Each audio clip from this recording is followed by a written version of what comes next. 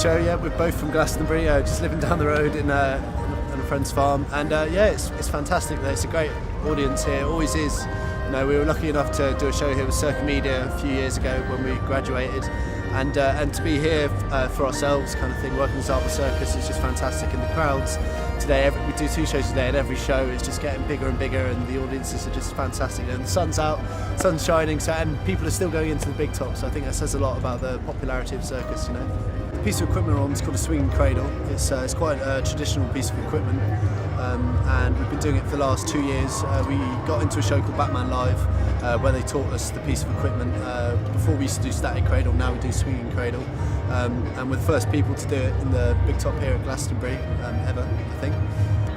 Well, basically I came to Glastonbury Festival about 10 years ago. I'm local, I grew up in Somerset, and an ex-girlfriend of mine was a really good juggler, and one day I was a bit bored, so she taught me to juggle. I learned in about half an hour. The next day I met some crazy dude who was juggling 7 balls, and he taught me a few tricks. Then within a month I was doing 5 balls. A couple of years later I travelled to India, started getting work as a juggler in India. So then I came back to England and trained at Circus Media in Bristol, and then that's where we met each other. We started working together, and we started doing doubles trapeze and then static cradle, and then we've just been working together ever since. It's about 5 years ago. So. I was a professional dancer before. I did ballet for 16 years and various different types of dance, and then I found circus and it inspired me more than that, and that's how I got it.